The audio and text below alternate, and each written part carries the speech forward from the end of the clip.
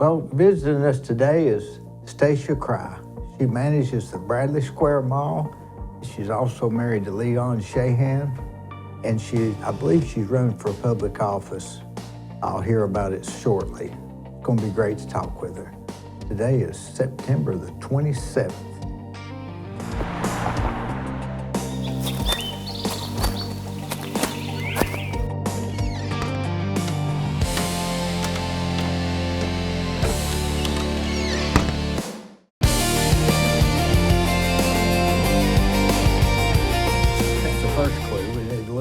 Spelled, right? Yeah. Say this pollen's bothering you? Yes, ours is the ha-ha in the middle. Shahan. S-H-A-H-A-N. So ha-ha is in the middle. Ha-ha. Shahan. What is that? Is that a nationality or his name? Or I think what? his family come from Ireland. Ireland, Irish. Yeah. And some of them are from Germany because I believe, if I'm not mistaken, there's a Shahan bar in Germany. Oh. I think it's Germany. It might be Ireland, but I'm pretty positive it's in Germany. Did you say this pollen's bothering you? It is. Boy, it's hit me like a brick yesterday. When I woke up, what I do is drink water. I put a whole organic lemon inside this water and just drink it all day. I think that gives you your vitamin C. And you can get a little bit of honey to add into it. When you're... Sometimes I put that Perrier water in it. Now, someone's told me, and I have not tested this theory, that local honey is the one that you need to do that will help you with the pollen. I think it's like a spoonful a day or something. You're exactly right. One of the many remedies I have not tried. I probably should try that one. I forgot about this. See, I hadn't bothered me all year till Saturday. It must be something blooming right now. I had just about a normal follow-up doctor's appointment the other day, and she said ragweed has been just horrible this year. She said a lot of people have been coming in and getting steroid shots. Well, I love those steroid shots. You know, sometimes I went to a doctor last year and they just kind of pat you on the head, but I want a steroid shot, don't you? They're great up until about midnight. When you're still wide awake. Yeah, wide awake. When you're ready to repave the whole driveway. That's why I like Dr. Smith. He'll give you an antibiotic shot, a double antibiotic shot and a steroid shot. Man, by about 1 o'clock, you're fine. You're cruising again. You're cruising again. Yep.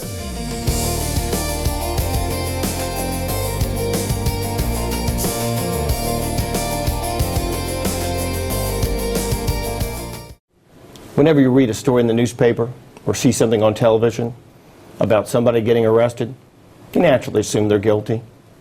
Unless the story's about you or someone you love, then you'll think differently.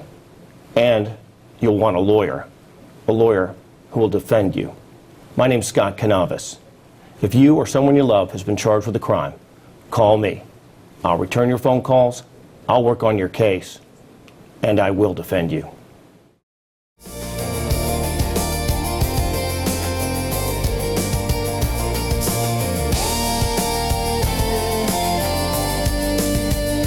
You thought that rain would have helped, but it might have made some last stuff bloom or something. I don't know. I said, what are we? We're not in season for anything. I think it's just ragweed that's out there. But I said early August, I think it was my last round of having to go in and get an antibiotic and a steroid shot. I was so bad. Who do you go to? Dr. Madeline Grodefense, my normal doctor. But when I'm doing the walk-in clinic, I do that one over on Georgetown Road, the new one over there. Fast-paced. Oh yeah, fast-paced. They are fast-paced. I like them. And they'll give you the shot. Yeah. Yeah, and we're in and out. You can check in on your phone too, so it's nice. I bet they're open Sundays. I feel like maybe they are. That's what I should have done. But I think too, if you wear shorts at this time of year, the restaurants are always cold. And it's hot outside. And it's hot outside, and I think that changes. When they say if you're, the old timers, you say don't let your feet get wet, you'll get cold. I believe that's true. So our daughter was born 12 weeks early, and she spent 6 weeks in NICU. And one of the things that I learned, and I'm by no means a medical person, but one of the things they taught us was just because she's born early doesn't mean gestationally she was ready to be here. So she had to go through all the steps gestationally outside. And one of the things they say is to keep them warm because your calories that you take in the day, one of the things that it tries to do is keep you, it goes to keep you warm first, and it does your immune system last. So when you go to bed with a wet head, or you go to bed and you're really cold or whatever, your body's using your calories to keep you warm and keep your brain functioning and your heart functioning, and it's not worrying about your immune system at the time. So if you've been exposed to a bug and your immune system's low, then you're going to catch it. So that was just one of the things that they taught us with her, was keep her warm. Then the calories will go to work on her brain and her heart, and then it'll work on her immune system. And I bet it's even worse for people that are dieting and staying away from carbs. Yep. That's probably double trouble. Yep. Probably a recipe for a flu. When you're doing the carb. Yeah. Low carb diet. Yeah. Well, that went away for a while, didn't it? It did. It did. Now it's Ozempic. I try not to do the fad stuff. At 50. We were exposed to all that all of our lives. We were jazzercising in high school and junior high school. But I try to just balance what I'm doing, because I find that when I do a fad thing, as soon as I stop it, it bounces back at me. Never fails. Yeah. So you don't keep it up. Don't ever start anything you can't keep up. That right there, exactly. That's the key. If you're not, you got to make that lifestyle change. In the mornings, I do 10 push-ups, because if I do 20, I won't do them. I'll just do 10. I'll do that. That's a really good. I'll do 10. Good look at. Yeah, you can do 10. Inch by inch, life's a cinch. There you go. I watched a little girl build herself up. I guess it was. It's probably on TikTok that I saw it. And during COVID, actually, she wanted to be able to do 100 push-ups, and she started doing barely any of them, and it took her a long time, and we were watching her progress till she finally could do 100 push-ups. Well, I like those videos when you watch I've been watching a guy ride a bicycle that's overweight. He couldn't hardly get on the bicycle, and now he's riding on the roads. And I like to watch. I like to watch people. I like to watch the inspiring people. They help me believe in humanity and keep going. If you're not inspired by something, there's really no point, is there? It's hard. You got to have a reason, even if you make it up. Just make up a reason. One of the best things I've ever seen was, if you smile, it'll make you feel better. Just smile when you're in a bad mood, and it's not always. Yeah. There are people who have mental issues or whatever that lead them, bipolar disorders and some other things that you can't just smile yourself out of that. But just in general, if you're just in a bad mood, just try to smile. They say if you're in a bad mood, straighten your posture too. Oh, really? Yeah. Hadn't heard that one. Yeah, all those things. I think your mind is your body, but it's not connected. But I think you can trick yourself. Your mind can trick your body. That's it. Yes. You ever wondered is there a big separation between the mind and the you? If you know what your mind's going to do, then are you separate from your mind? You're right. I mean, you say, if I look at that, if I look at that pie, I'll eat it. Well, now you're maybe something superior to your mind. Maybe that's the you. That's what the Chinese believe, that it's the qi, they call it, the you, separate from the brain. Got that. So maybe we can train ourselves. There we go. Did you see the two cats when you came in? I did not. I saw the food for the two cats when I came in. I saw 4 plates, which made me wonder how many you were feeding. Well, that was just last night. They get separate plates every day. But we had one stray cat came last week. It stayed for about a week, and it disappeared. It didn't have a tail. Must have got cut off or something. But it was a friendly cat, but it just must have been somebody's cat, because I opened the back door and it came in. So it must have just been lost. Well, we've got a stray in our neighborhood that I was taking care of it, and my cat did not appreciate the fact that I was taking care of another one. So the gentleman across the street's been taking care of it now. And but what's funny is my cat will sneak over there and eat its food on the front porch, and I'm like, would you stop doing that? You get fed. You're fine. And mine's part Maine Coon, so he's huge. He's like 22 pounds. And so there's really no sneaking. It's like a little mountain lion running around when he gets out. But he'll sneak over there, and then he comes right back home. And I'm like, you need to leave the stray cat's food alone. You have plenty. Cats are so funny. They've got their own personalities. It's so bizarre. Boy, Max does. He rules our roost, really. And I mean, I have a 110-pound bloodhound and a 40-pound basset hound too, and that 20-pound cat runs our house. Well, this cat here, it's real. It looks like it's real calm and everything. But if another cat comes around, it will not. It ran off. It must have ran that little one off. But the other one, this black one that came, it didn't run him off. I don't know why. He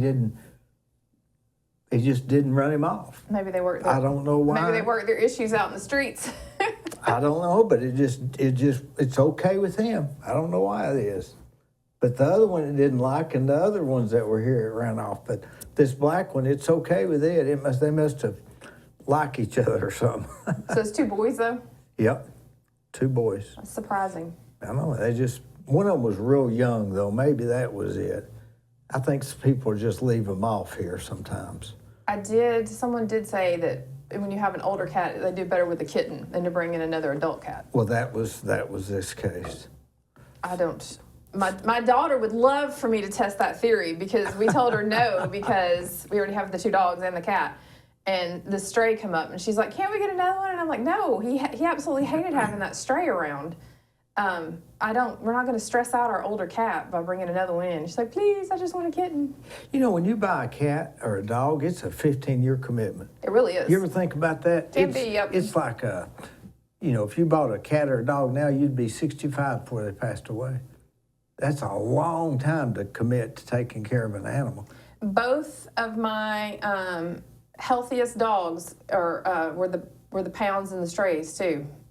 Almost every one of my purebreds I've have had the ones that have been the problems, whatever issues. Yeah. But now my Cocker Spaniel, she was a gift to me when I was 18. When I turned 18, someone gave her to me, and I had her 16 or 17 years, and she was my baby. She was my spirit dog. I love that baby. Boy, they're good companions. I had one chocolate lab that slept on my leg for 13 years. That's how my Cocker And was. it just crushed me when it died. That's how Shani was. And when she got older and couldn't get in bed, I made her a little pallet, so she slept on my side of the bed and the floor on this big, ginormous duck stuffed animal. I did the same thing. I built her stairs to get up. Yep. Isn't that crazy? Okay.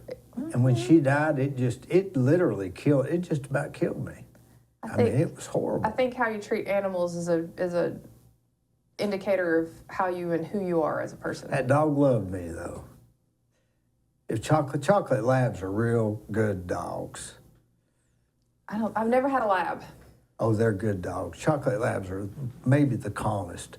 Black labs are a little more rambunctious, and the yellow labs are real calm too, but the chocolate lab is just so smart. My friend had a chocolate lab that she just, Choco was actually it's his name, like the shoes, Chocos. She actually loved that dog. He was a sweetheart, but I've never had a lab. Well, if you get a black one, they'll run you to death. I think I'm done with big dogs. I was meant to be a small dog mom. You know, this SPCA, it's a big mess, isn't it? They're trying to get a facility, and you got to help. How many times do you find an animal and you think, what am I going to do with it? I can't leave it here on the road. It's going to get run over, and there's nowhere to take it.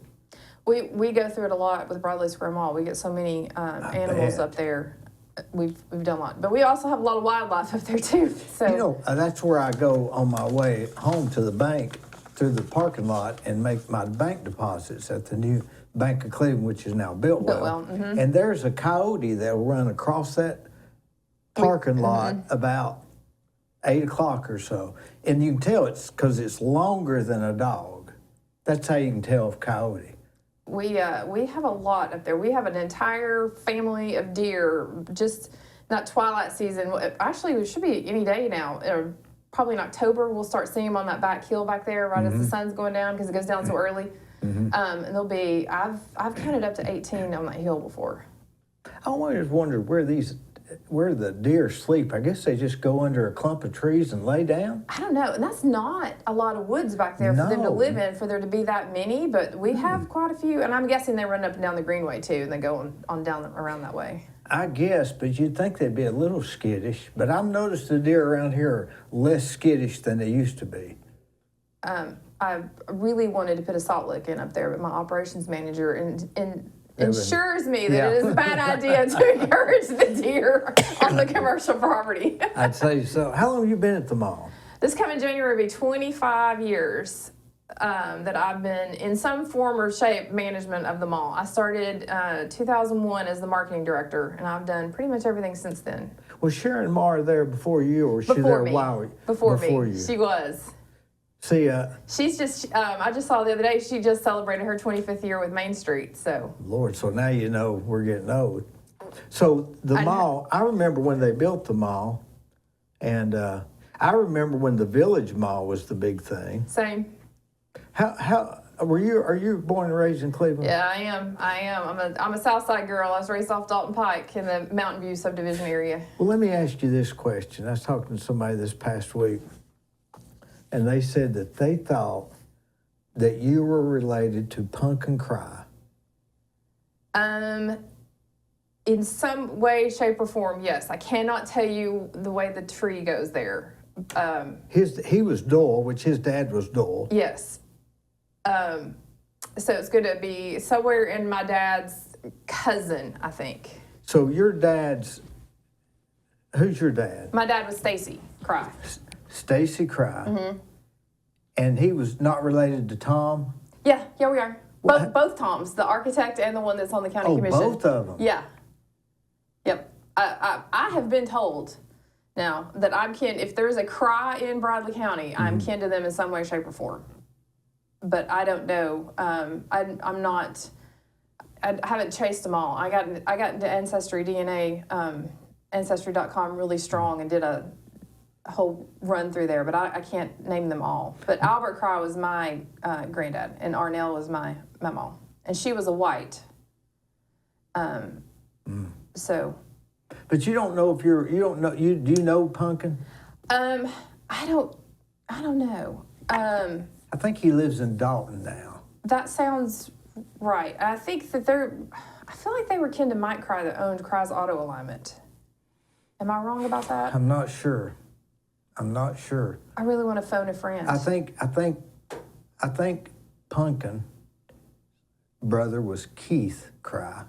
I think he joined the Air Force, and I don't know how that came up here last week, and they said, "Ask Stacia Crye," and I said, "Well, that's awful convenient." Yeah, no, but Stacy was my dad, so he's. You only got so much information out of Dad when you're trying to run down who's who. Yeah. Well, I don't think Tom was all that. I don't think he hung around Dole or nothing like Nope. that. It was, the Cryes have always been a little standoffish like that. I mean, loyal people, but just not. They don't. Not standoffish is probably not the right word Yes, wrong word. because Tom Crye is out here in this world on the county commission, and the other Tom Crye, which is the architect, he's also very involved in the community. But they don't, like, Dad didn't get involved in anything that he didn't have to get involved in. Like, he lived his own world. He wanted to work on motors, and that's what he wanted to do. And if there was something else going on, he would call me and tell me to go take care of it for him. I got this thing from Doyle. He didn't give it to me, not Doyle, but Tom. Boy, his resume is unbelievable, isn't it? It is. I mean, what military rank did he get to? I can't remember. It was full. I'll just let's see. I'll just read his bio here. It just says, born in 1944, married to Peggy Bishop, January 1965. That's the year I was born. 2 daughters, Hope Crye and Linda Crye. 4 grandchildren, 4 great-grandchildren. Commander and General Staff College. Meritorious Service Medal, Bronze Star, Army Commendation Medal, 4 awards, Vietnam Service Medal, 5 campaign stars, Vietnam Campaign Medal, Vietnamese Cross of Gallantry with Palm, numerous other lesser awards, GED in the military, bachelor degree of business and minor in economics, University of Nebraska, Omaha, master's degree in management, at Webster's University, currently on the county commission, been county commissioner vice chair and county commissioner chair. He was with Bender Realty Property Management, then Award Realty, and a builder and a certified general appraiser. Can you imagine all of that in one lifetime? He's done a lot. That's something, isn't it? He does a lot. He's kind enough to lend it to the county commission. Does a good job. There's a lot evidently. of knowledge in that brain of his. You know, you've not been on the county. You know, you ran for what, city council one time? I did. What year was that? 2004. I remember driving past the mall, and I was turning on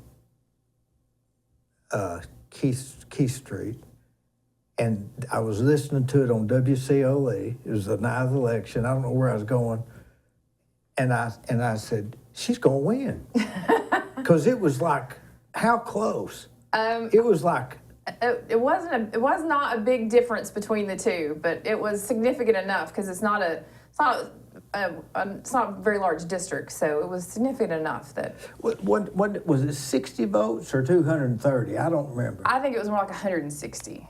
Maybe that's where I got the 60. Yeah. But I thought, boy, she's gonna win.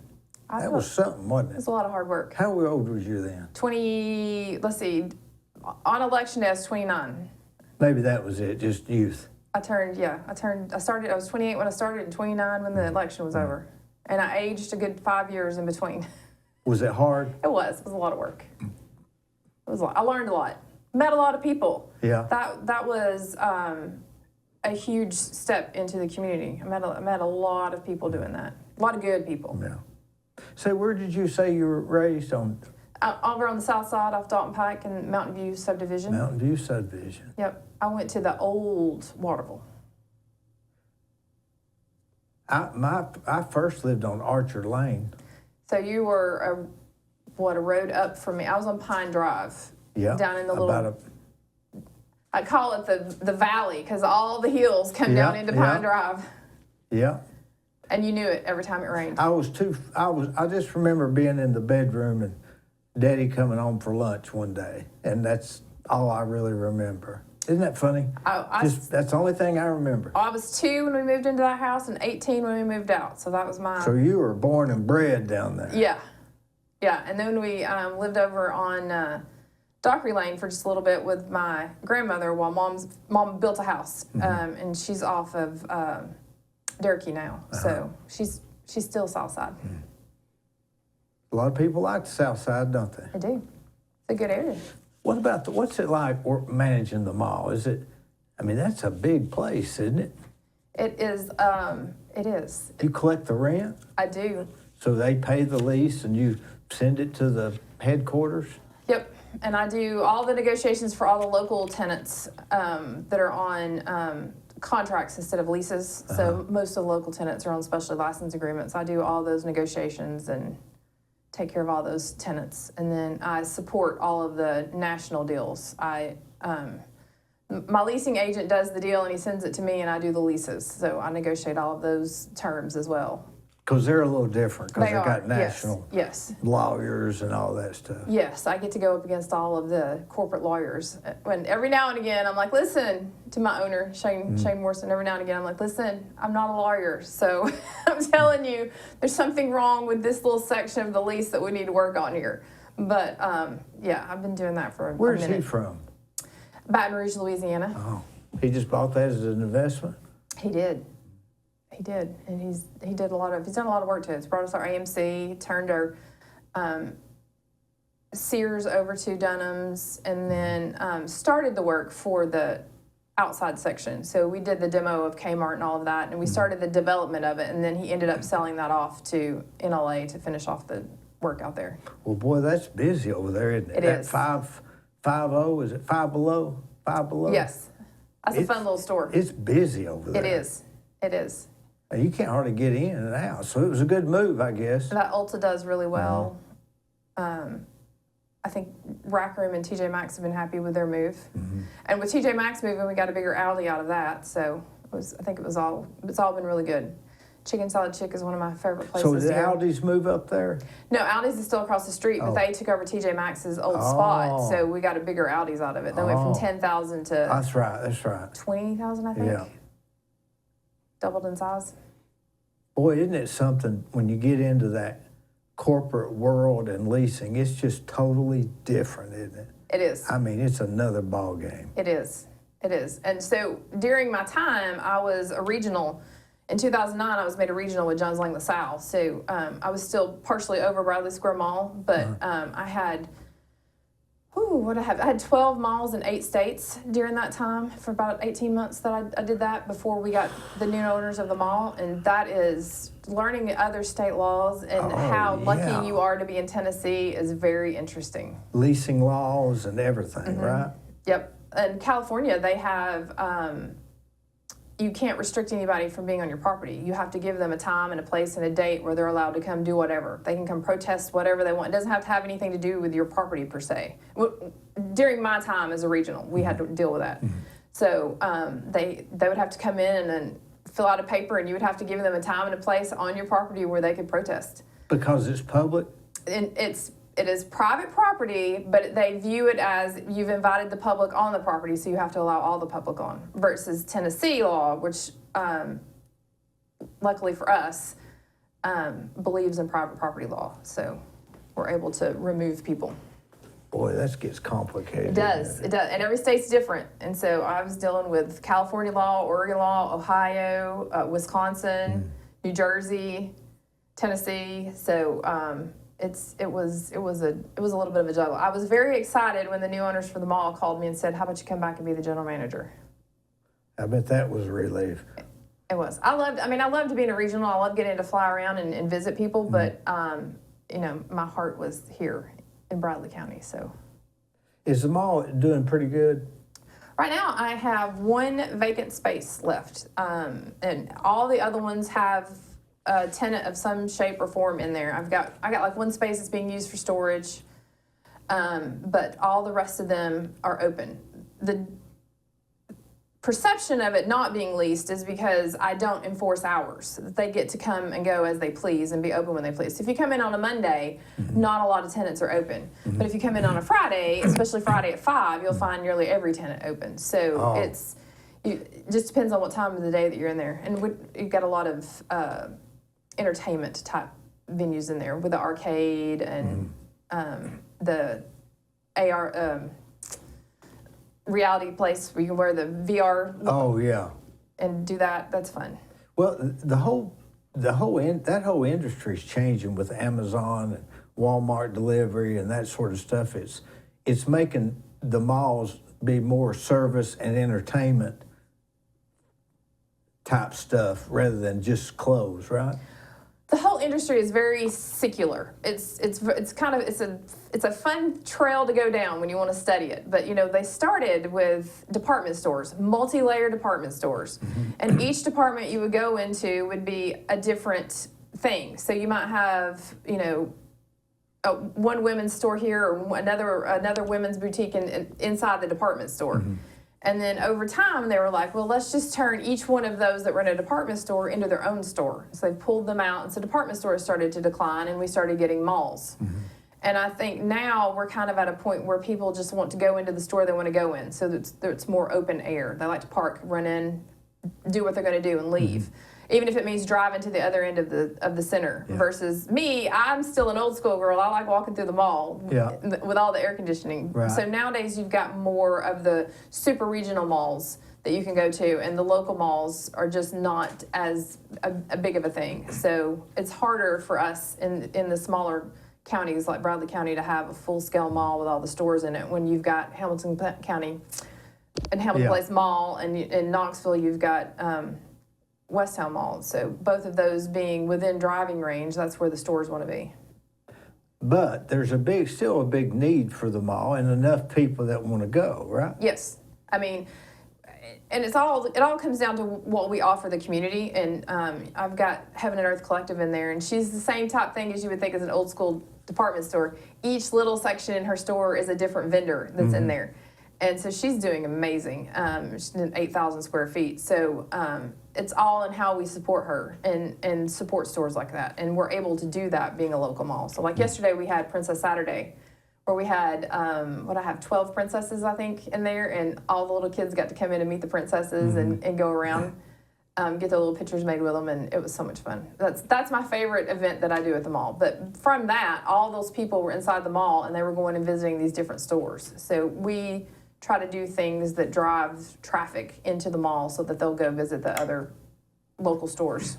Eddie Dyer still come there and walk. Do you know Eddie? He does sometimes. He does sometimes. I've not seen him in a minute, though. I had lunch with him today. Did you? Every now and again, I'll see him out there. He likes to walk at the mall. A lot of people do. Yeah. I have a pretty active little community. But they tell me some people get there at like 6 in the morning. Used to. Now, when I first started in 2001, they unlocked those doors at like 6 a.m. And everybody was in there walking in the dark. And over time, we've really had to shorten that up. A lot of it comes to staffing, because if I'm opening the doors at 6 a.m., then I'm going to have to bring my people in at 3 a.m. to get the mall clean for them. And nobody's going to be shopping at that time anyway, right? Right. So we limit our doors. They're open from 10 a.m. to 9 p.m. And so that's enough. You've got that time to come in and walk. And I know that's kind of, a lot of people are up early in the morning, they want to get in there earlier. But I have a lot that still walk outside. They'll come out and do the outer ring road or the inner ring road. It's a great place. The mall's a great place. I tell everybody it's my firstborn. I've been there for so long. But I enjoy the interaction I get with the community from the mall. I really do. And you have a lot of people who want to have events there and stuff? We do. We've partnered with Touch the Sky, and she's done a lot of her events there over the last few years. I think we had 5 with her. We had 5 with her this year.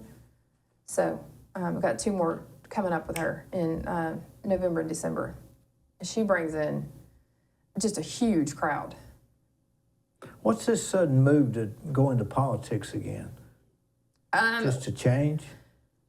I don't know that it's a sudden move, but been working on it for a little while. Now, I was approached back in 2009 to ask if I would be interested in running for this particular position. I think it was coming out of running for city council. A lot of people really wanted to see me do something else. Yeah.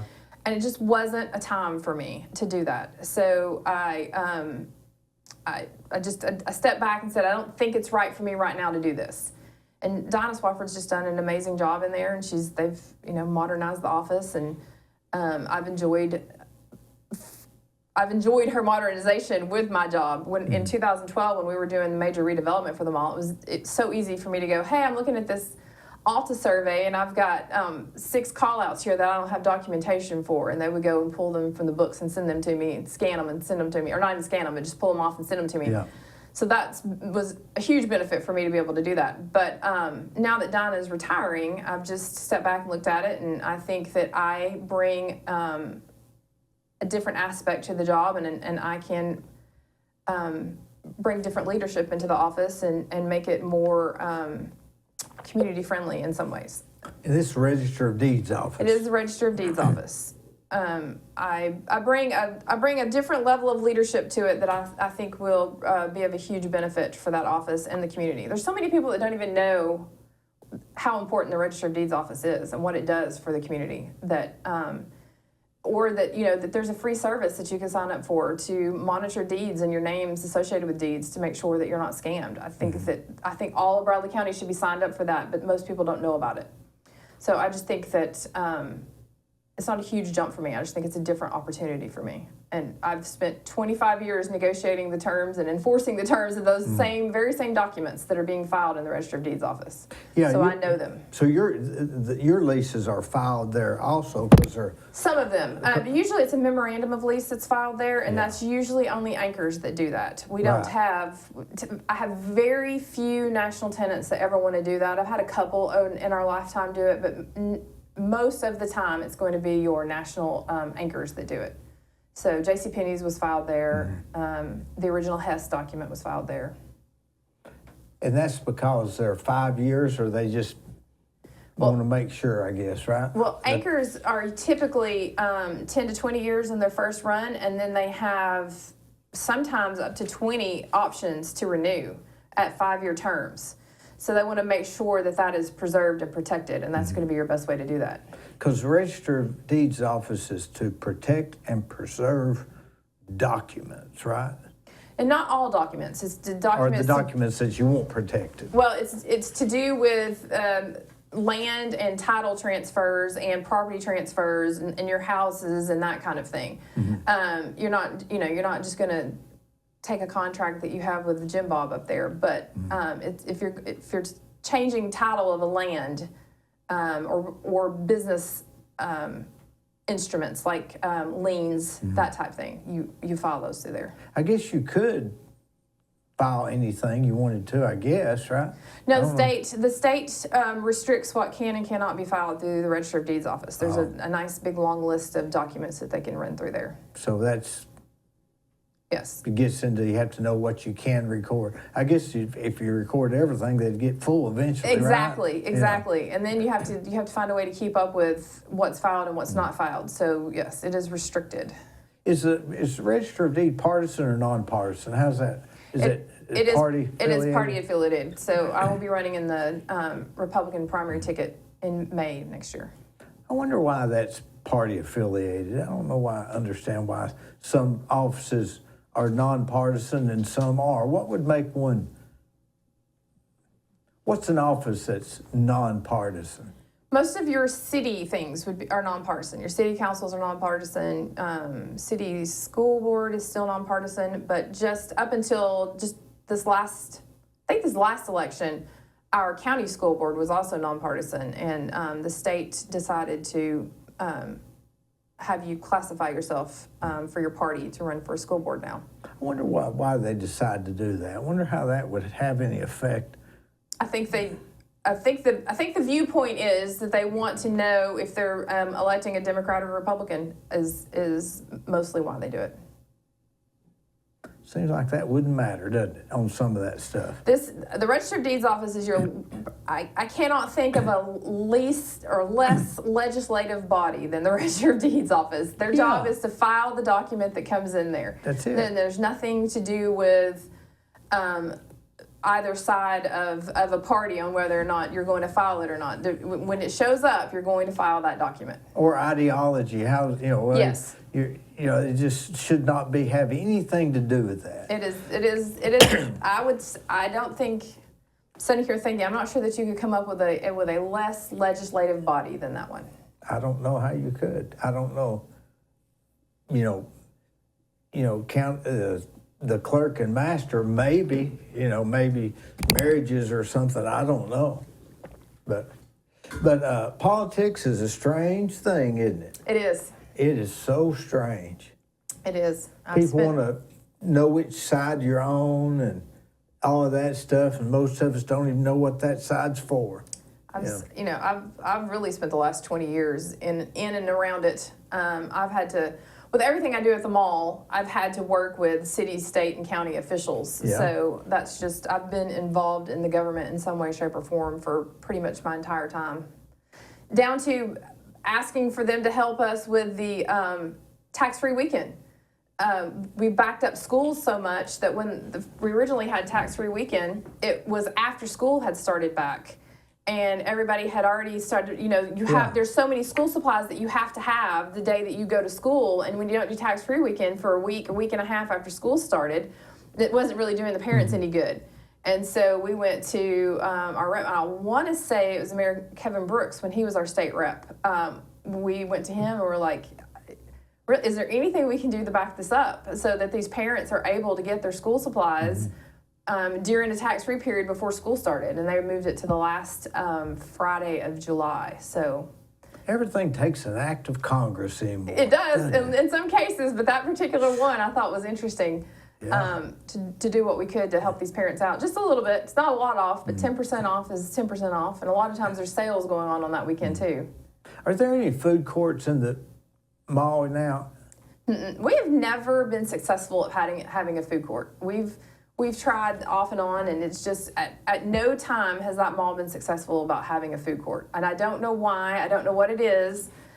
Even when we had, I think the max I had open at any given time was 4 vendors, and they just could not make or break. There's no rhyme or reason, is there? There's not. But now Heat and Eat, she's open Tuesday through Friday, and she's there 10 to 3. She's in the restaurant on the front side of the mall, and she's really just blown up and taken off. She does phenomenal. And she's really not a food court. She's just not a food court, like, just a restaurant. Yep. Like is El McQuay's on the end? It's no longer there. Okay. It just recently closed. So that end of the mall has different owners, and it just sold, and the new owners elected not to renew her. And I miss my Mexican restaurant. I miss being able to run down and get me some nachos for lunch. They had good hot sauce, didn't they? Mm-hmm. I love their chips and salsa and their chips and queso. Mm-hmm. I'm missing her. Boy, those Mexican restaurants, I end up eating too much, don't you? I do too. I get bloated. stuffed on the chips and salsa before the food gets there, and then I take it home. But hey, I get a whole other meal out of it. Yeah, because I usually get 4 tacos and take 2 home. I saw something the other day. It was a little meme that said you wouldn't eat 8 tortillas, but unless you cut them up into quarters and deep fry them, and then you'll eat them later when you're doing chips and salsa. Well, that's true, isn't it? It is. Yeah. What's one of your favorite restaurants in Cleveland? I tell you what, Big Tom's these days is probably my very favorite place to go to. He's got such good food over there. What's he got, like Jenkins stuff, hamburgers? He does have some of that, but he's got he has my favorite chicken parm right now. He does the penne noodles with the chicken on top, and then he's also got the broccoli cheese bites, which are phenomenal. I've never eaten over there. And he's got the loaded potato skins. You can get barbecue on top of them. So good. I bet that's good. You're making me hungry. And I just had a big family meal, and you're making me hungry. What'd you have, a family meal at home? We did. My aunt is in visiting, and my mother decided, because my aunt's not always here for holidays, she decided we were having Thanksgiving today. So I've had stuffing and ham and macaroni and cheese and green beans and okra, and I've had a full meal today. Boy, I tell you, sometimes I just want to go home and eat chicken noodle soup. I get so bloated. I get tired of eating out. I just want to cook some days. I do too. I get sick of eating out, and then I'll eat out tomorrow twice probably.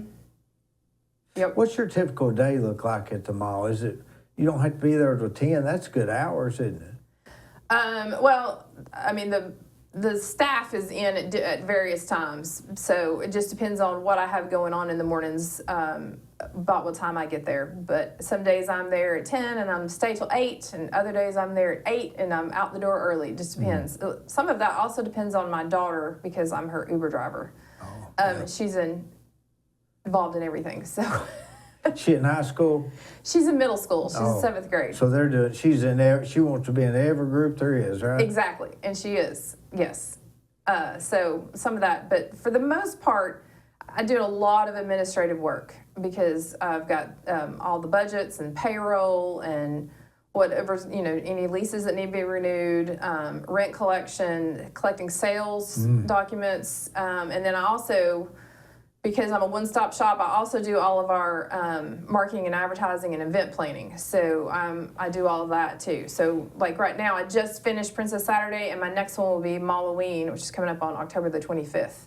So I'm planning for that now. So having to advertise it, make sure it's on the website, buy the door prizes, round up the volunteers to run the games for us, round up the volunteers to be the characters, because we'll have a bunch of characters out here that day. So it just depends on where I'm at on my to-do list. If I'm doing mall administrative work or mall advertising work, or if I have construction questions I have to answer, because we just moved Eager Beater in there, so we had to do a lot of work for him, work on his transformer and plumbing and some other stuff in that space for him too.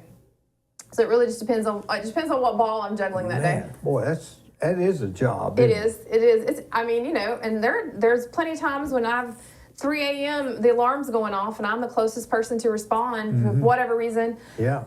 95% of the time, I have security on the property, but every now and again, somebody will call it sick or whatever. So if there's an alarm goes off, I have to go. The funniest one was 2 years ago when we had the zombie hunt over at JCPenney's, and the alarm went off in the middle of the night, and I didn't have anybody that night, and so I got a call from dispatch that the intrusion alarm's going on, and they tell me where it was at, and I was like, I'm going to tell you now, you need to warn those cops that place is set up for a zombie hunt. So there are mannequins all over it. They'd be shooting everything. And so I had to go, and I got there, and they're like, we're going to need to turn the lights on because we can't even tell what's what in here. So I had to go through and show them where the breakers were and get all the lights on and clear the space out, and they were just laughing. So at the just whole a thing. false alarm. It was. What happened was one of the doors didn't get secured correctly. You got to put the latches in the middle. If you don't, they'll move. And the wind just blew the door. So do you have so most nights there's security there all night? Yes. Were they driving around or walking around inside? Yes, both. Well, that'd be scary, wouldn't it? Not really. It's really not bad. But if the doors are locked, why go inside? Well, because you don't want to be outside all night long for 8 hours just outside. They have one of those keys they have to turn or something, say where they've been? Yeah. So we get them to wander around. They check the inside.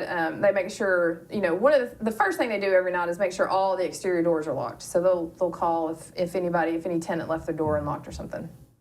And then the rest of the night is just making sure that the kids aren't out there, turning into a drag strip. We do have residents that live behind us, and they do appreciate the mall being quiet at night. I bet, yeah. Do you remember when the guy got killed at the Cleveland Mall? I do. I hated to bring that up. I do remember that. My tenant, David Hickson, it was in front of his space when Hickson's was in that Hickson's, store. That's yes. right. Yeah. Yep. And he knew that security officer. It was hard for him because he knew the guy. But I do remember that. Wasn't that Wiley Jones, his grandfather? I don't know who it was, Wileen but Jones. I know that David Hickson remembers him. I think the guy that killed him is still in prison, if I'm not mistaken. I don't know. Which should be, I guess. I mean, the mall is 31, so you're talking 35, 40 years ago that happened. I was just a teenager or something, I guess. But they said there was blood all through the mall where they chased him. It was not, yeah. The one and only time that our mall has been broken into was done by individuals that were going up and down I-75, and they were specifically hitting malls at night. That's stupid. And I told them, I was interviewed on the news that night, and I said, I think they did more damage than they actually were able to steal because all the jewelry stores, they put everything in safes at night. Yeah. Nothing gets left out. No. You're not getting anything if you decide to break into a jewelry store in the middle of the night. It's put away.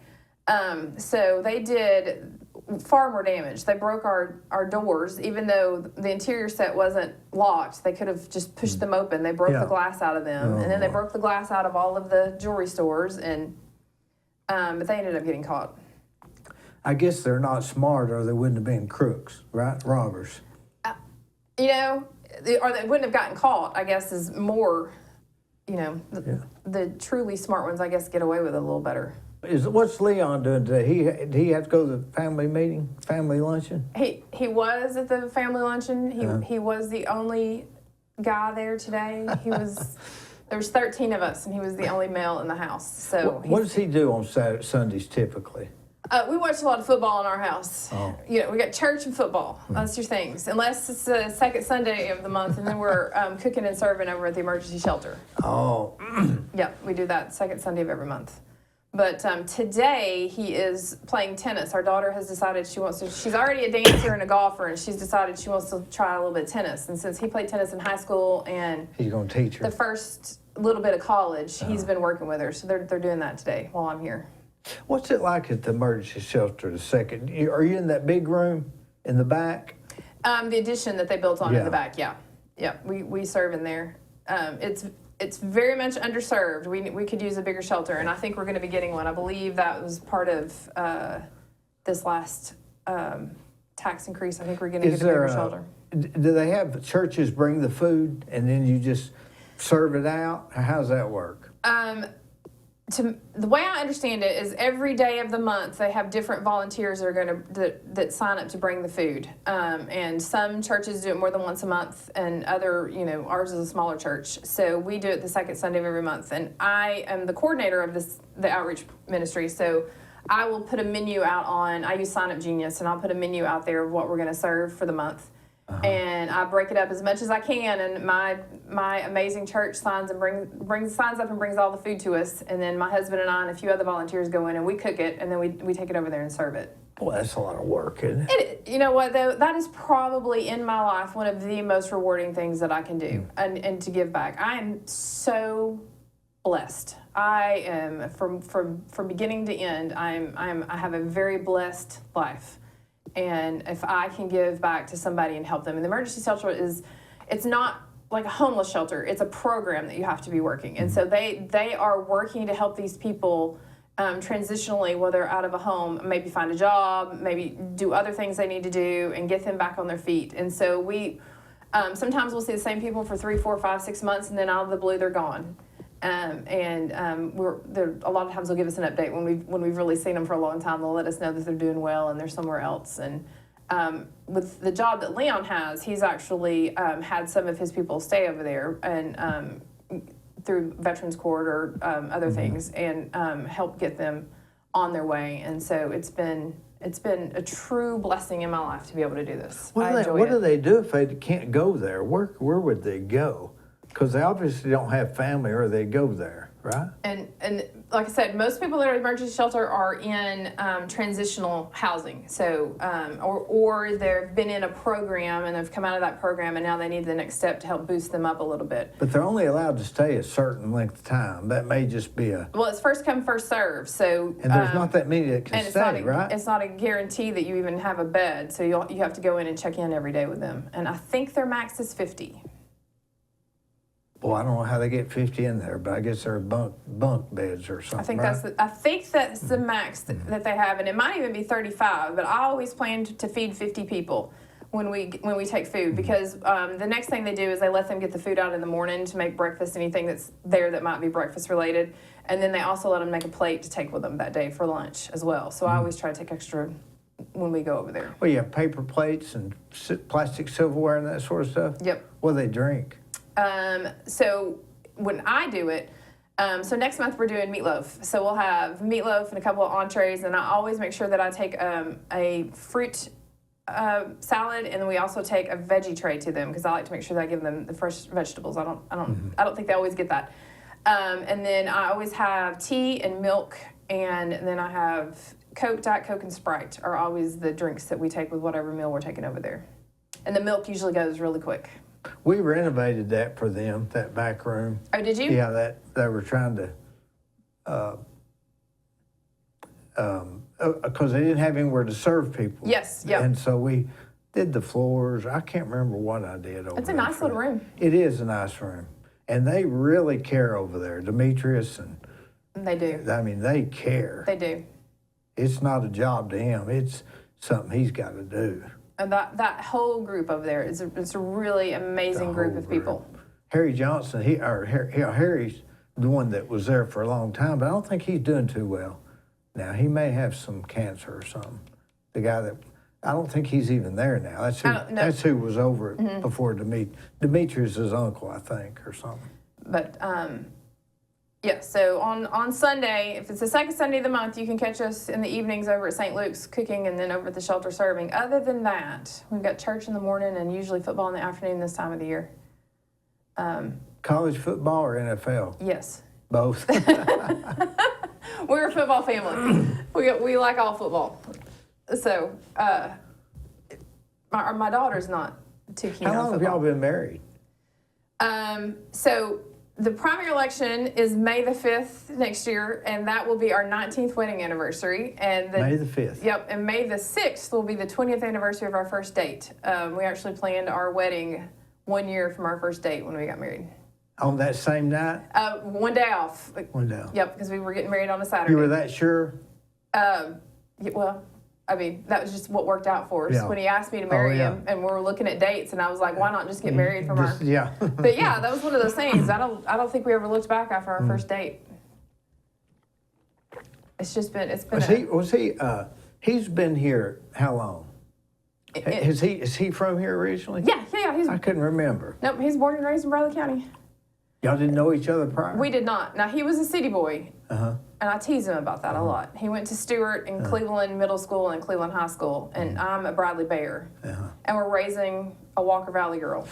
So we have all of Bradley County covered in our household. Tell me the real reason you want to run for Register of All Deeds. I think I answered that already. But I love this community, and I love being able to do things with this community. And I've really gotten to do that over the last 25 years at the mall. And I've spent, like I said, 25 years dealing with all of these documents. So I know them. I know both sides of them. I know how important it is, and I know how important it is to enforce them. And so I feel like I'm very, very qualified for this. And the reason I'm running now is because Dinah's retiring. I would not have wanted to take that away from her. She's done an amazing job at it. It's an open seat, and this is an opportunity for me to do more for our community and give back to our community a little bit more. So it's a timing thing also. It's just her. I guess that's my main. If you're asking why now and not before, it's straight up a timing thing. She's retiring. It's an open seat, and I feel strongly that I have something that I can do and that I can give back in this office. Well, you seem like you've got a passion for it, for sure. I do. I've worked with all kinds of people, from contractors to lawyers to businesses to corporations to title companies to surveyors. I've done it all. Right. I've worked with most everybody in some way, shape, or form in Bradley County at some point. I guess you've touched on everything. I have. Really? I have. I have touched every easements, plats, surveys. Leases, license agreements, liens, contracts, loans, right of ways, you name it. I have spent. That has been my lifetime. Is these documents? So I know them. It's strange that job you have been. It does sort of touch on all the things that you would do over there, doesn't it? And beyond. I can't tell you how much being a property manager or being a general manager of a mall, you really don't think about how many different things that I've had to do in that time frame. That it's not like it's just one job that you check in and check out that day. It's always something different. What'd you do before that? For the most part, my time has been dealing with these documents. So I have a degree from the University of Tennessee at Chattanooga, and so I worked at Advanced Photographic Solutions, and I commuted to Chattanooga to get my degree. So I have, my previous time in life was at Advanced Photographic Solutions, and that is actually where I think I got my love of technology from, because I started out in the lab being a bagger and a spotter, and they pulled me into the digital department, and I fell in love with it. I got to operate the very first ever, or one of the first ever automated film scanners, and this is before we had digital cameras. Yeah. So they go into the schools and they would take the pictures of the kids, but we had computers, and they wanted to have the kid's image on the computer, so we would take the normal film and we would scan those images and turn them digitally to return to the school system so they could have their kids' images on their computers. Now everything's done. It's digital from beginning to end. That was the beginning of that. It was like when you take a picture and you got it developed and they give you the disc with it. Yes. Boy, things have changed on that level, hadn't they? It is. It's very, very rare to see actual film anymore. What do you think it'll change to after that? After this, I mean, we can't say, it'll stay like this forever. What's going to happen? I think with AI, there's no telling. I mean, you can see everything that we're doing now, but I think our next plane will probably be, 3D models of things where you can go in and be scanned, and I think that's going to be cool. Where you can go in and be scanned, and then you can go and they'll take a little image of you, and you can see what an outfit might look like on you because it's truly your full body scan. Maybe through AI, your images, you say, put on this sweater. And that is really, I think, where everything is going. And our next hurdle in life is going to be for the government to stay ahead of AI.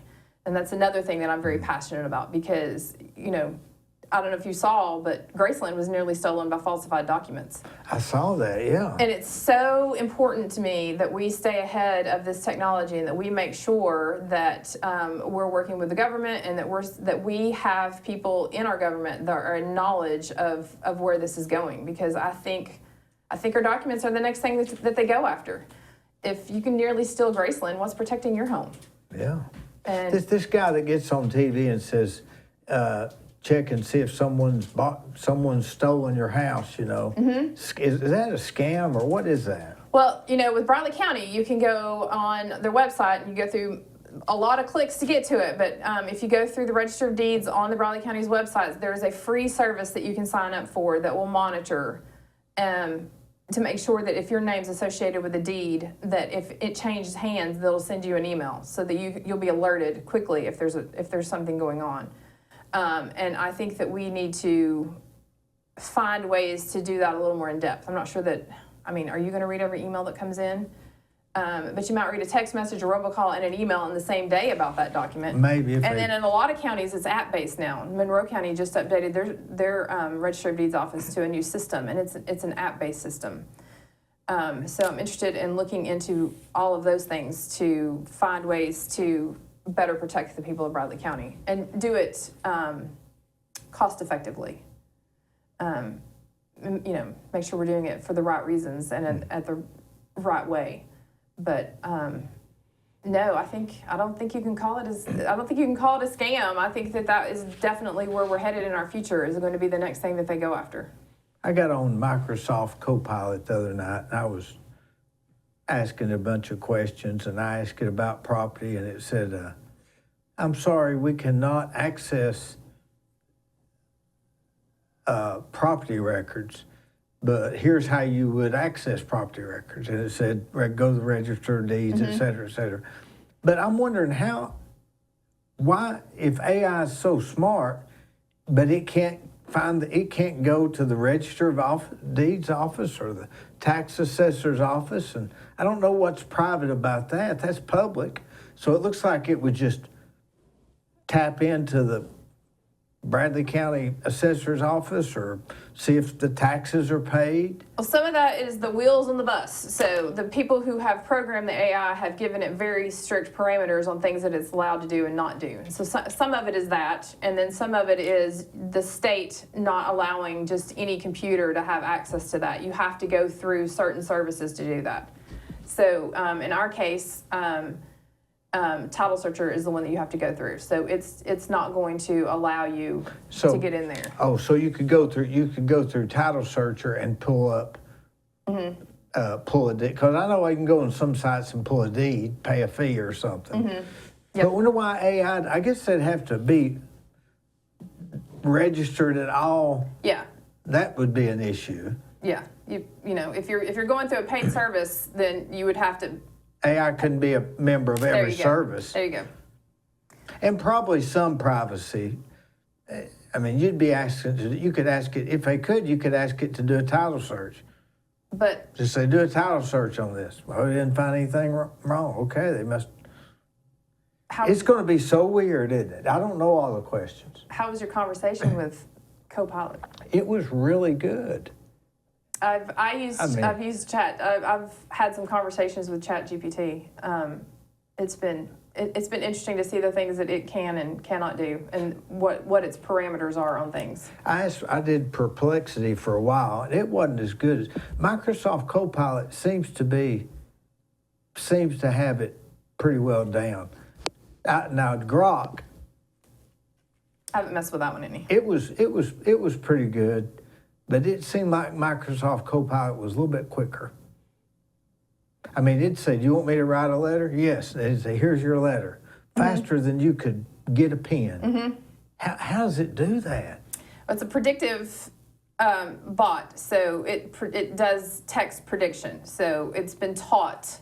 So it's already predicting what I'm going to ask a little bit? A little bit. So it's gaining a little time on me there? And sometimes, or in a lot of cases, like I just saw the other day that LinkedIn just changed its service agreement, if you're using LinkedIn, that they're going to pull down your resumes and any thing that you've posted on LinkedIn, and they're going to use all of that to train its own AI model. So in most cases, that's what they've done. So Microsoft has done the same thing. If you've got documents that you have filed with Microsoft, it pulls those in and starts teaching its AI. So it knows,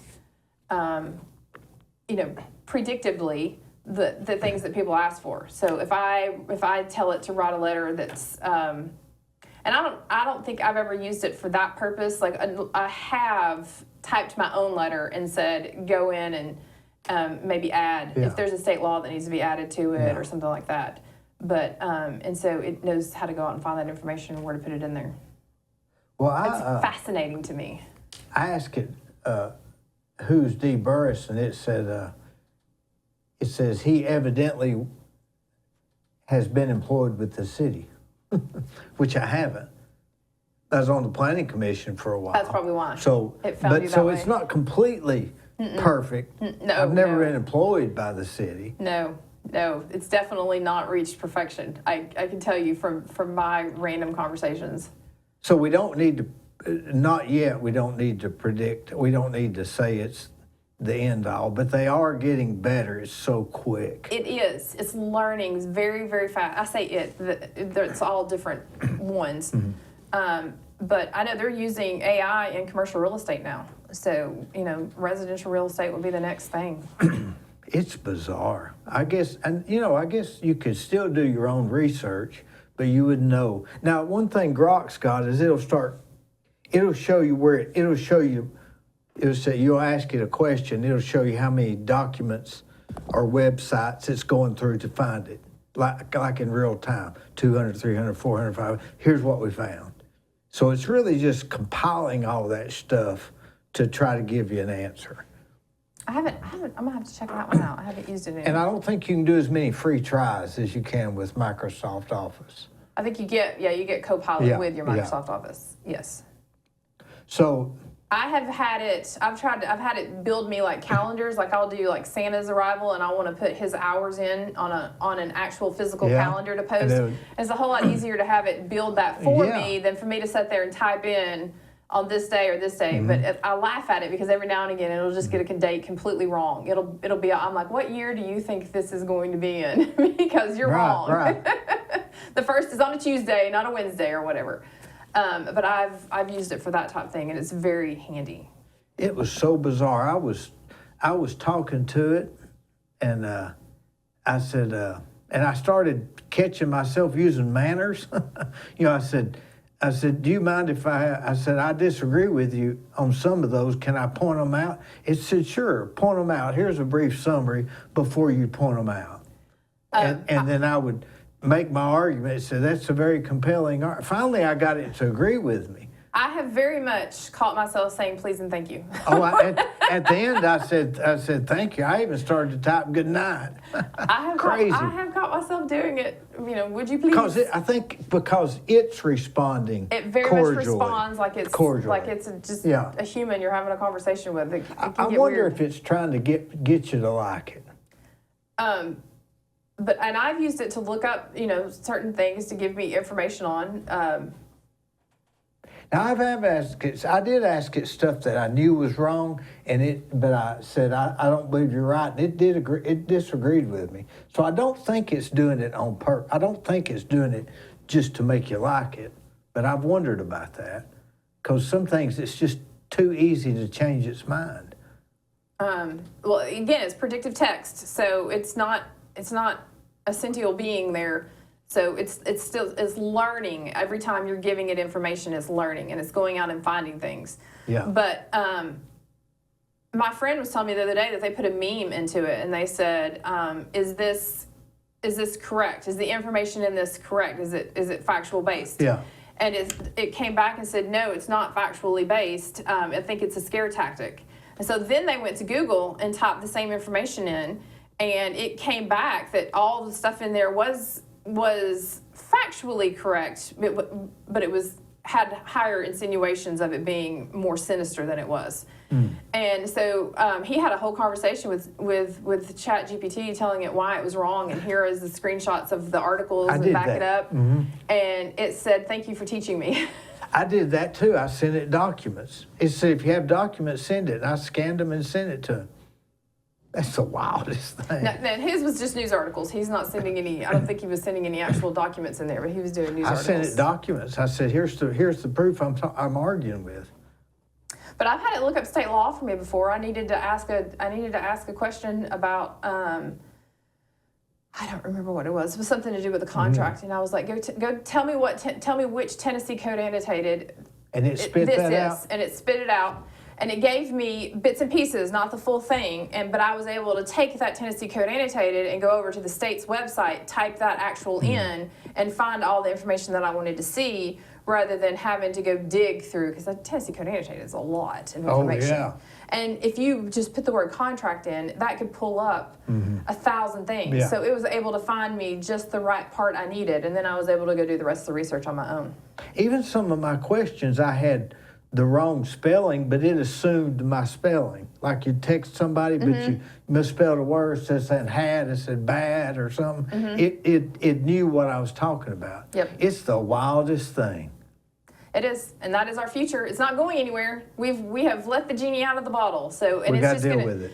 It's just going to continue to grow. We had a little bit of it, and now we've gotten a little bit more. You know, it's in Microsoft. LinkedIn's doing it. Facebook has Meta AI. When you go in there, it predictively helps you write messages to people, which I don't necessarily love. They're all going to have their ones now. How I think so. I think that's our future. That's what we're looking at, and I think it's important that we face that head on in our government and know that the people that we have in charge of our individual offices is aware of where we're going, and they can stay in front of that information. I can see that. I You had got to stay in front of it. I had a whole conversation with Adam Lowe about it. He just got back from a trip learning more about AI. So our elected officials really understand that as well, that's where we're headed. We don't have long, I don't think. I don't either. And I think that I firmly believe, the reason I was having the conversation with Adam is I firmly believe we need to work to protect our children. Because they can just have these open conversations with just like you were. Yeah, that's right. And it's kind of. They could just take my phone, and they'll think Dee Burris is talking to them.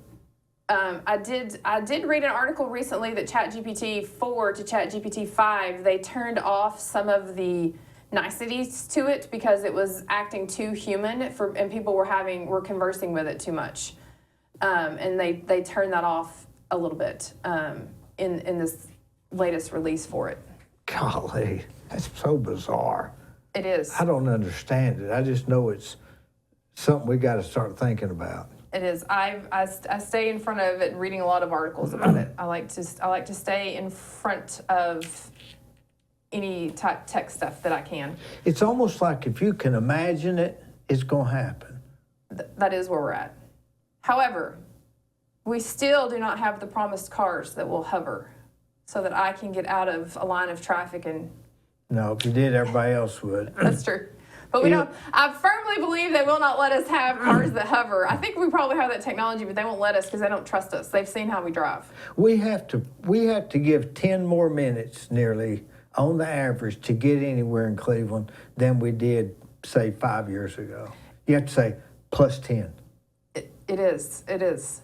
Do you remember being able to drive from the Village Mall to up here and being able to hit every green light? You could go a certain pace. And it was, 7 or 8 minutes? Now, it would take you, if I was to drive from here to the old Village Mall, it might take 25 minutes.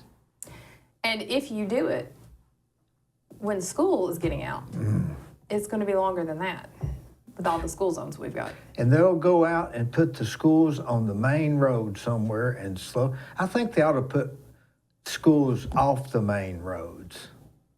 Well, but the main roads follow the schools, it feels like. I mean... Yeah, that's true. You know, how do you go out here on George? We first built the schools to be in the community that they were meant to be in. Yeah. You were meant to walk to school if you could, not all of the driving that we've had to do. And from that, the elementary schools are now sized down to only 5th grade. So we've added, previously it was junior high schools, now it's middle schools, and we have less of those. So, you've got 26, 27, 28 elementary schools, but only 3 middle schools. So Where's the sixth graders go to? Middle school? 6th, 7th, and 8th is middle school now. See, I don't think a sixth grader should be in school with an eighth grader. I think that's a big jump. They do an amazing job of keeping them apart. They don't intermingle. So at Aquia Why Middle not just School, leave them with the six? there's no room. They need those room. They needed that room to spread out. I mean, you don't have 2 fifth grade classes anymore. You have 4 and 5 in these schools. So to take the pressure off the elementary schools, we've moved the kids to middle schools, and then we expanded our high schools. All the high schools, we actually made the physical portions of the schools larger to hold more of the high schoolers. But I can tell you, Aquia Middle School last year, 6th grade, was simply the best. That was amazing for our child. She had a great year. And they have their whole hallway. They go to lunch at a separate time. Their pull-outs for PE, that kind of thing, are separate. So other than maybe at pick-up and drop-offs, they just did not really intermingle with 8th graders. Or unless they're on a sport or some other type thing that they did together. Because Addison was on the dance team, so she was on there with 6th, 7th, and 8th graders. Well, I can see going to the same school for 6 years would be a negative, get burned out with it. 5 years would be better. But seems like 6th graders and 8th graders is a whole nother It is. level. It's a big difference. Big difference. Big difference. And then I'm what just you're thinking. watching them grow and, Yeah. and seeing them out there. It's very crazy. But that's the same for how different you are from kindergarten to 5th grade. I mean, that's a huge difference too. And, Yeah. and they're in the same school. So that's the same thing. But it's just about how they keep them separate and how they manage it. And Bradley County Schools just does an amazing job. I wonder how different we will be from 55 to 65. Wonder if our whole thinking will be different. Just like, the kids are totally different thinkers from 6th grade to 7th grade, right? Yes. So would we be different between 60 and 61? 60 and 61, not much. But they don't- I'm hoping between 50 and 51, not much. But Well, I tell they you don't what, think they are either. they don't. They So don't. maybe we don't either, but we do. Maybe we are. I can promise you, there's a difference in me from 40 to 50. What's the difference? I don't get up out of the floor as easy as I used to. I roll out of bed with a backache. Yeah. That's just part of life, I think, though. I don't think 50's that way. You don't? No. It's just something you're sitting wrong or car you're driving or seat you're sitting, something like that. I do better when I like to get up and stay active. That's one positive. So I'll Yeah. get up and when I've sat too long, I get up and take me a nice big walk. Boy, I drive all day long. I'm in my car sitting. If there's something wrong with sitting, I'm doing it. I don't think I could be in the car all day long. I'm there all day long. I had to drive some jobs. I even pull over about 2:30 and take a nap. I like to. Close my eyes. Ooh, a 2:30 nap. That Boy, sounds it's great. That sounds amazing. I've often said though, I firmly believe that youth is energy is wasted on the youth. For sure. And also naps. I really think that we should all get afternoon naps. About 2 or 2:30 or 2:15, I'll pull over in a quiet spot under a tree, and I'll eat me 1 or 2 little Hershey's Kisses. And what that does is raise your sugar level. Mm-hmm. And by the time it comes down, there's a point where you'll fall right to sleep. It's about 2 or 3 minutes. You're out for 15 minutes. Wake up like you slept 2 hours. That's about the time I actually get up and I'll take a walk. I'll walk around outside or inside, or I'll Most deliver something, go set up something. where I learned that is I built a lot of doctor's offices, dentist offices, that sort of stuff, and they will always go out to their car around 1 o'clock and take a nap. It's bizarre. They'll go to their parking spot, take a nap. I'm not a power napper. I'm a long napper. If I go down, I'm down for an hour, hour and a half, and then I feel worse. See, doctor, it doesn't matter. They're just patients are just waiting. They don't care. I think they probably do care. They need the break. Have you ever aspired to running for anything more powerful? I don't think so. But I don't know. We'll see where the road takes me. Yeah. You have a broad range of knowledge. I do. Yeah. Yeah. I do. Have you always been that way, or has that just come from living? No, I think I've always been a curious person. When's your birthday? What month is it? March the 10th. What sign is that? Pisces. Pisces. I don't know what that makes me. I haven't looked at that. I think it's a water sign. It is a water sign, but I don't know. Little, supposed to be a little passive, but you're not. I'm not passive. I'm not passive. No, I think I've spent my whole life as being curious, though. I mean, I graduated with honors from Bradley High School, and I was in the middle of everything there as well. I started school wanting to be a nurse, and I quickly decided that biology and psychology was not things that I needed to spend years doing. So I moved over, and I got a degree in communications, and I've gone from there. Did Bradley have the smoking section when you were there, or did he? I think we still had it for just briefly, and then it was kind of gone, trickled out. Do young people not smoke like that, like they used to? No, thank goodness. I just remember I never did smoke, but I always had a smoking section. Now vaping is the thing now. Yeah. Vaping is the thing that they're having to do a lot of warning against. Well, that can't be good. But really, how much different is a vape than a vaporizer? They tell you to put a vaporizer, if pollen's been real bad on me, I'll put one beside my bed, and it helps me. Do you put nicotine in it? I don't put nicotine. I guess that's the difference, Yeah. right? But also, it's vaporizing in the room, and you're kind of inhaling it. You're not sticking your head in it. You're not. Yeah. And there must taking it be straight into something your lungs. besides. Maybe it's the flavoring or something. I think it's the flavoring, and then it's the nicotine, and it's just all the other additives that are in it. They might be better off to smoke than they are to do that stuff. No, they're better off not to do any of it. We're not smoking. We're not vaping. We're better off to just not have that in our lives. But the Indians smoked. The people used to smoke rabbit tobacco and stuff like that. Maybe it's the nicotine or the filter or something. Well, just remember, your life expectancy was not as high Then. What is it now, about 86? I think so. For women, 81 for men? I think it went down a little bit. I think it's, I think we actually went backwards a little bit. I'm going to live to be about 120. You know what?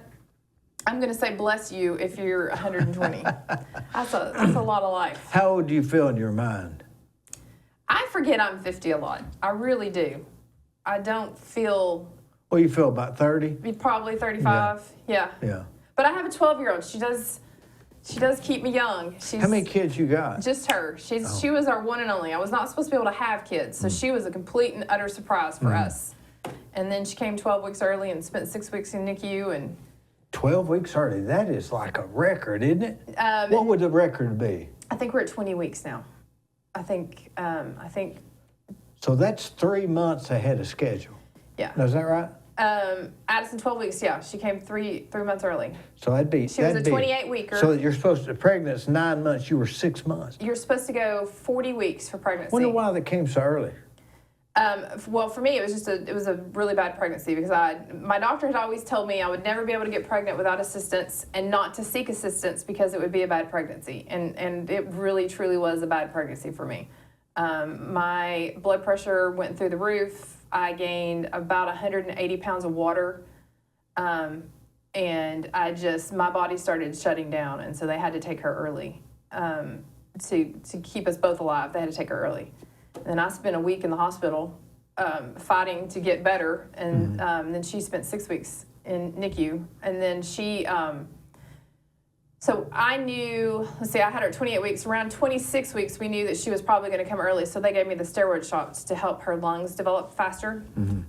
And even still, when she was born, within 24 hours, she developed pneumothoraxes, which is holes in both of her lungs. So she had to have tubes put in both of her lungs and had to be drained for a week. So she was a week old before we got to hold her for the first time. So she has any complications now? She does not. She is perfectly healthy. She is a miracle from one end to the other. Well, they're doing wonders with that stuff now, aren't they? They are. And I think, like I said, she would have been a 28-weeker, and I think, if I'm not mistaken, the record now is 20-week pregnancy, being able to keep the baby alive. At 20 weeks premature. Yes, that is actually the halfway point because you're supposed to be 40 weeks pregnant. Boy, So 20 weeks, and they're able to do everything else they need to do in the hospital to keep them. But that's a lot of work. Well, that's an argument against abortion, isn't it? If there ever was one. You really don't know.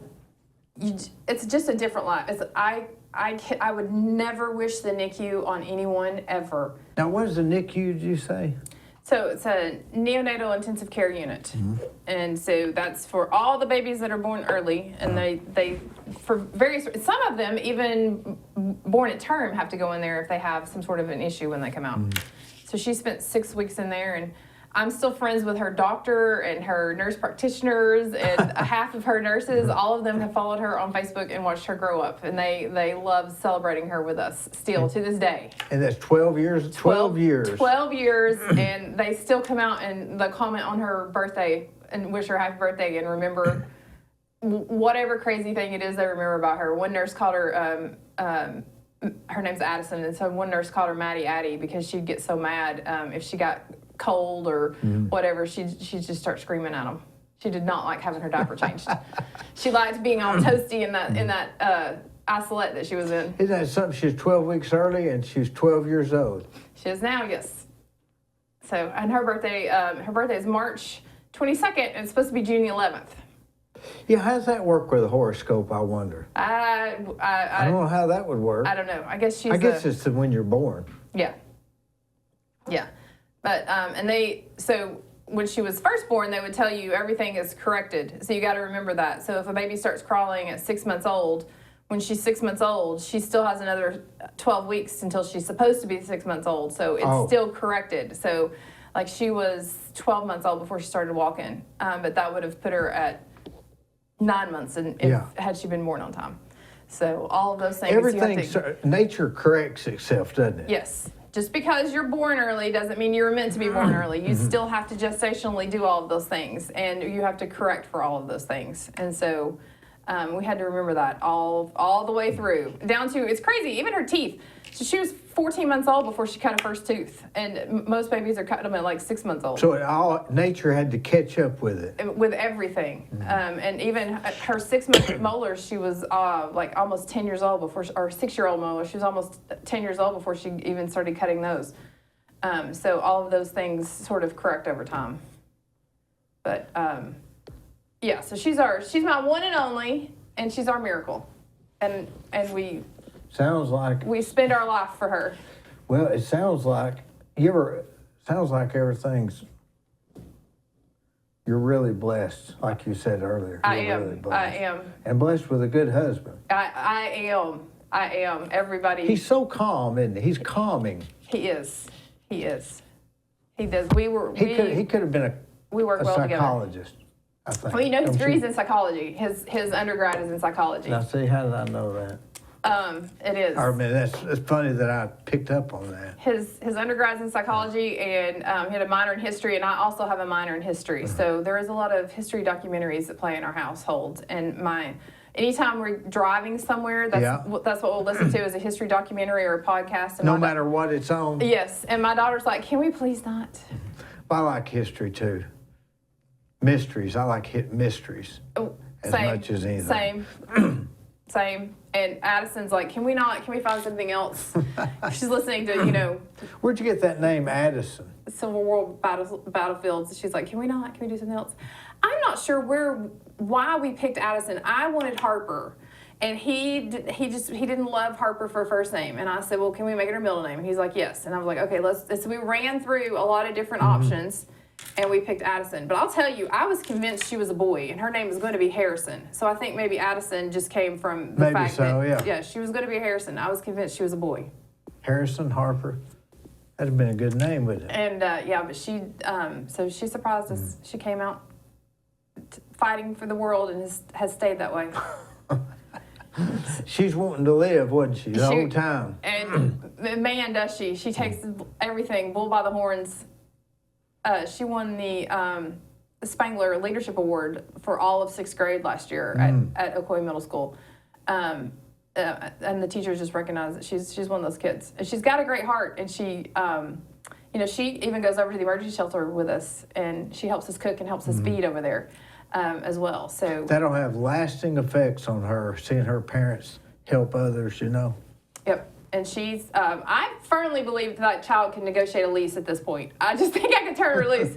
She's got her own little desk in if you ever come to my office, she has her own little desk over in the corner, and she's had that since she was, I think, 5 years old. She do homework there and stuff? She has. When she went to North Lee, it was just super easy for me. I had to go around there and get her and bring her back. So she would sit over in the corner and do her homework or whatever else she needed to do. And my admin at the time would take her, and she would save any time she had to go visit the tenants. She would save it till after school was out so that Addison could go with her, and she would go and visit all the tenants, and everybody in the mall knows her name, and just gotten used to all that over time. And what's crazy is I started story time when she was 2 because I had this epiphany, and I was like, wouldn't it be great if we read the stories and we had the character there when we were reading the stories? And the first summer that we did that, we had things like we would read a fireman book, and we'd have the fireman come and read the book, and we'd have the fire truck out in the lot for the kids to go out and visit and that kind of thing. And yesterday, she played Belle for me for the first time. So she has grown up doing all these story times for me, and now she's old enough to be my characters. And I've watched so many of these kids grow up during this time too. It's been fun. We went to Walker. She got to dance with the dance team at Walker Valley on Friday night for the first quarter. And I'm sitting there, and I'm watching all these babies go by that have done story time. They're all like, hey, I know you. You're the mall lady. So it's just so crazy that how many of them have over these past 10 years, participated in all the kids' events that we do, from story time to Superhero Saturday to Princess Saturday. So it's crazy at church. I'll see somebody, and I'll say, I knew their mother, and their mother, and their mother. Yeah. Addison, shoot. Wild. Thursday night, when we were at Okoy's game, Leon went to get her. She asked for a bottle of water. Her water. She dances on the dance team, so she was down on the sidelines dancing, and she texted us and said, "I'm out of water." And so Leon's like, "I'll go over to the concessions and buy her some water." And she got over there, and when he was getting it, one little girl said, "Aren't you Addison's dad?" And he said, "I am." And she was standing there, and he goes, "And I know your dad." And so Addison's like, "How do you know all my friends' dads?" And I'm like, well, it's one of two things. We either know all your friends' dads or all your friends' granddads, because we're right in that middle right there. Where either it's people like us that were later in life having kids, or people who had kids really early and now they're at the ball field because they have grandkids. Isn't it funny how they're all kind of the same too? You know, you knew their grandfather, but all the people kind of had similar personalities. You know, it's like if you knew one, you knew the other. That's a bizarre thing, isn't it? Sometimes it can be. Yeah, a lot of yes. You know, if they were nice people, they were nice people. If they were, always in a hurry, they're always in a hurry. Yeah, you do get your traits from them. You get your traits from them. You do. Addison looks just like her dad, but everybody will tell you she's 100% my attitude. 100%. She's got his looks and your attitude. And poor Leon, he has to live with two of us. She'll say something and he'll go, "Listen, Mini-Me, we're not doing that today. This is not where we're going. Let's step back from that." Was running for office, you said it was the hardest 5 years. Was it really hard? It was.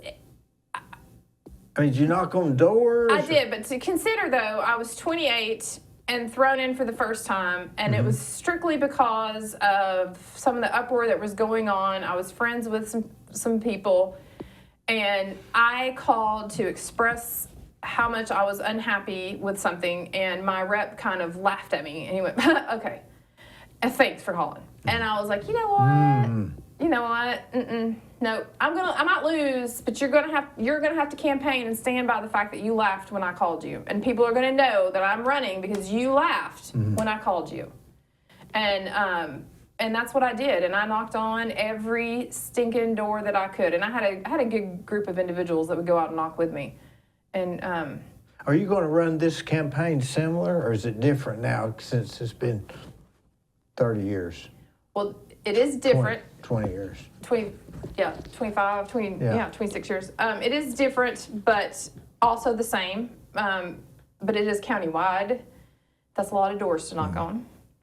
I think the last election, the last major election was 15,000 voters. You know, that's a lot of houses to go and visit. So, and a lot of things have changed. You know, social media, mailers, digital mailers, billboards. We got a whole lot more billboards in town too. Yeah, So it's a lot of there's some things have changed, and some things are still the same. And I'm still me. I am who I've always been. I think most people will tell you if you've ever met me that I have the same personality that I've always had. I'm very direct, honest, and upfront when I'm having a conversation with you. So, are you putting together a team to campaign, or? I do. I have a really good team of people behind me that are supporting me. We've got a meeting coming up here soon to talk about some of our strategies that we're going to have.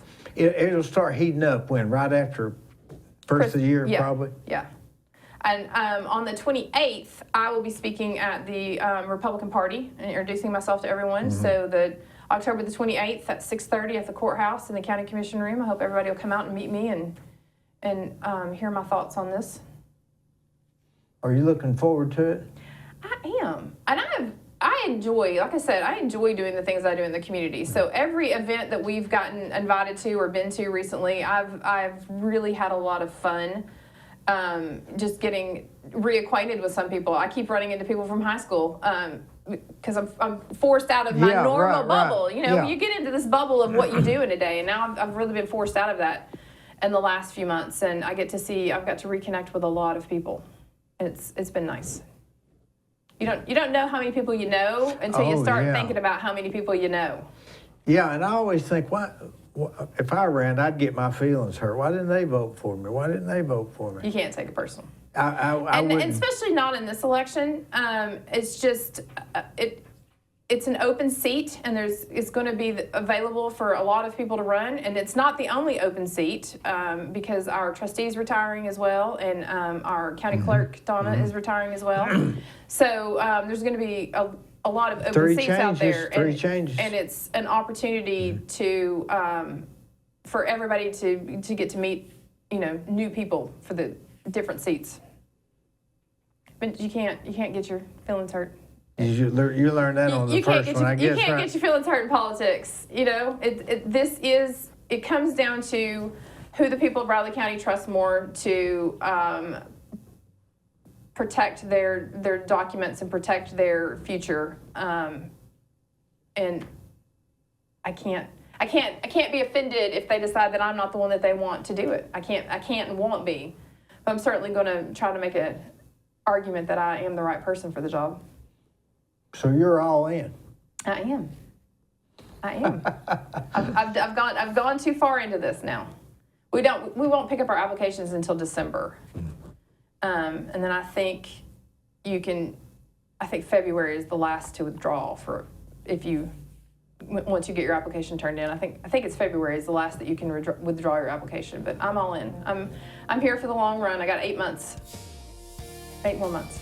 Well, if you did like the last race, look out. I hope so. I hope I do better than the last race. Hey, thanks for coming. Thank you for having me. I really appreciate it.